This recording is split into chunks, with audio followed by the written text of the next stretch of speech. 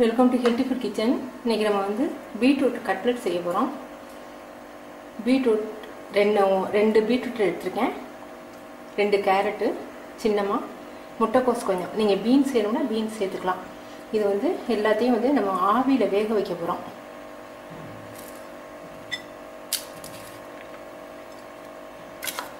Microwave ஓவனில் வச்சா 3 நிமிஷம் வச்சிங்கன்னா போதும். அப்படி மைக்ரோவேவில் வைக்காதவங்க இட்லி சட்டி ஆவியில் உப்பை போட்டு பெசரி வச்சிடணும். பீட்ரூட் துருவுறீங்க இல்லையா, பீட்ரூட்டும் கேரட்டும் துருவும் போது கொஞ்சம் சாரோடு இருக்கும். அப்போ என்ன பண்ணணும், சாரோடு வச்சிங்கன்னா பீட்ரூட் வந்து எண்ணெயை குடிச்சிடும், பீட்ரூட்டு கட்லெட்டு. அதனால சாறு இந்த மாதிரி புழிஞ்சு எடுத்துருங்க. துருவுனதில் இந்த மாதிரி புழிஞ்சு எடுத்துட்டிங்கன்னா ட்ரை ஆயிரும். இதில் நம்ம உப்பு மட்டும் போட்டு பெசரி வேக வச்சிடலாம். இதில் இருக்க நீர் சத்தே போதும்.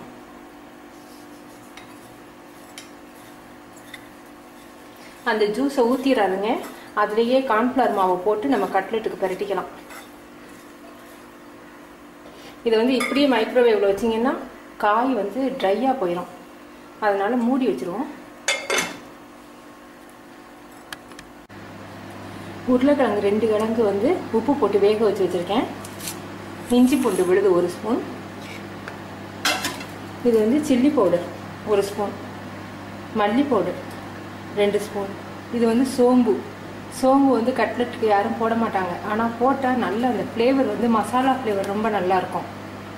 இது வந்து நான் லெமன் ஜூஸ்க்கு பதிலாக மாங்காய் பவுடர் எடுத்திருக்கேன். அமைச்சர் பவுடர்னு சொல்லுவாங்க இல்லையா, அது மாங்காய் பவுடர் புளிப்புக்காக. நீங்கள் இது இல்லைன்னா லெமன் ஜூஸ் வந்து நீங்கள் உங்கள் டேஸ்ட்டுக்கு ஏற்ற மாதிரி, புளிப்பு டேஸ்ட்டுக்கு ஏற்ற மாதிரி நீங்கள் ஊற்றிக்கோங்க.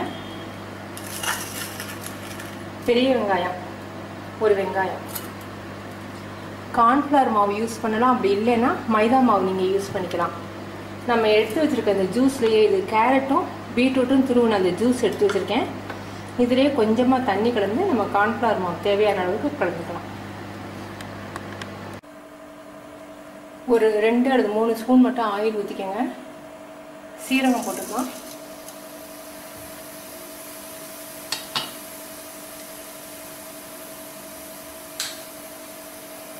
இஞ்சி பூண்டு விழுது,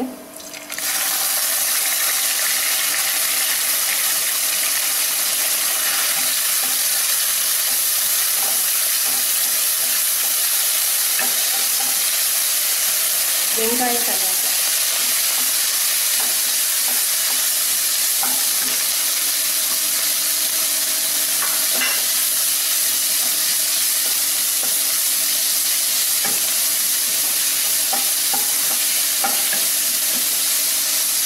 இந்த இஞ்சி பூண்டு பச்சை வாடை போகணும்.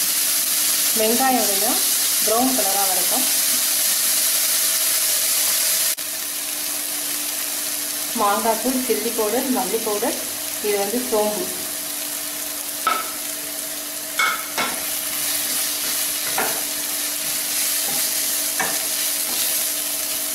இந்த தூளோட பச்சை வாடையெல்லாம் போட்டோம். இந்த வெங்காயத்துக்கு மட்டும் கொஞ்சமாக நம்ம உப்பு போட்டுக்குவோம். காய்கறிக்கு தனியாக போட்டுருக்கோம், உருளைக்கிழங்குக்கும் தனியாக போட்டிருக்கோம்.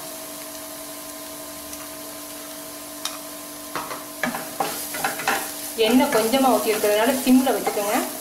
ஹை ஃப்ளேமில் வச்சிங்கன்னா கருகி போயிடும்.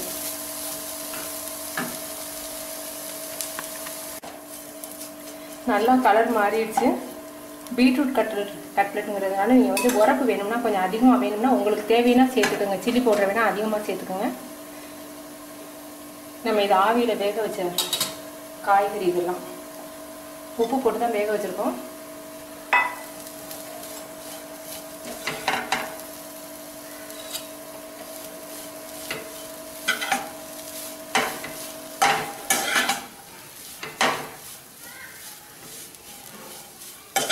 உரப்பு எல்லா பக்கமும் சேர மாதிரி கிண்டுனா போதும். வேகணுங்கிறது இல்லை, ஏற்கனவே வெந்ததுனால வேகணுங்கிறது இல்லை. மசிச்சு வச்சிருக்க உருளைக்கிழங்கு,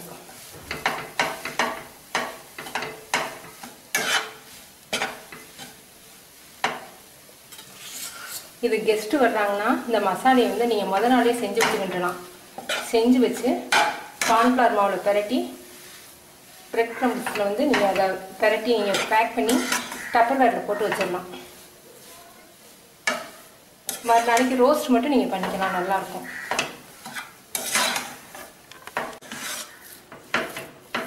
மசாலா ரெடி ஆயிடுச்சு. உப்பு உரப்பெல்லாம் போதுமானு பார்த்துக்கோங்க. இதை நீங்கள் உருண்டையாவோ இல்லை கட்லெட் மாதிரி ஓவல் ஷேப்லேயோ தட்டியோ நீங்கள் எப்படி உங்களுக்கு இஷ்டமோ அந்த மாதிரி நீங்கள் வந்து உருட்டிக்கலாம். கார்ன்ஃப்ளவர் மாவு சேர்க்குறேன். சேர்த்து நல்லா கரைச்சிக்கலாம். கார்ன்ஃப்ளவர் மாவு இல்லைன்னா மைதா மாவு சேர்த்துக்கலாம்.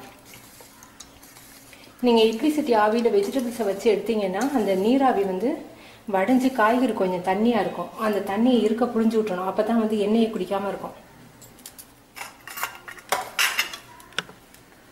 இந்த மைதா மாவில் வந்து நீங்கள் உள்ளே போட்டு கொஞ்சம் நேரம் வச்சிங்கன்னா அப்படி பிடிச்சிக்கின்றோம். மைதா மாவோ கார்ன்ஃப்ளவர் மாவோ இதை பிடிச்சிக்கிட்டு எடுக்க வராமல் கூழு கணக்காக போயிடும்.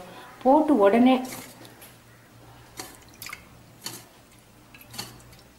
இந்த மாதிரி எல்லா பக்கமும் பண்ண மாதிரி பண்ணி இந்த பிரெட் பவுடரில் போட்டு எடுத்துருங்க.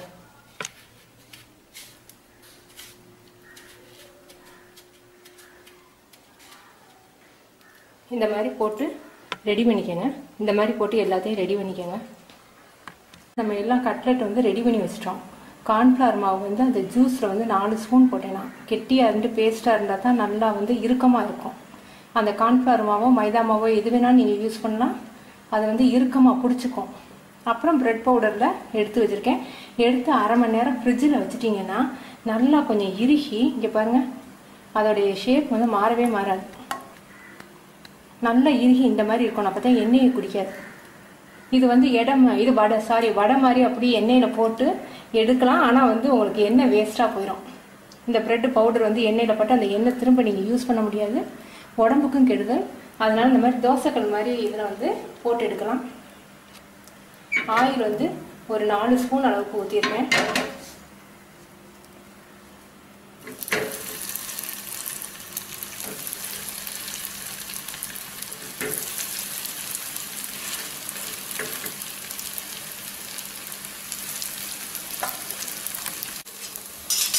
நல்லா 2 பக்கமும் திருப்பி விடுங்க.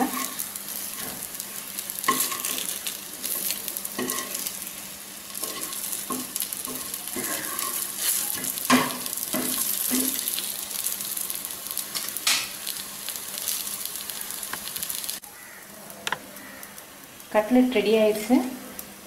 ரொம்ப நல்லா இருக்குது. ஆயில் கூட ரொம்ப பிடிக்கல. நீங்கள் செஞ்சு பார்த்துட்டு உங்கள் கமெண்ட்ஸ் எனக்கு சொல்லுங்கள். தேங்க்யூ.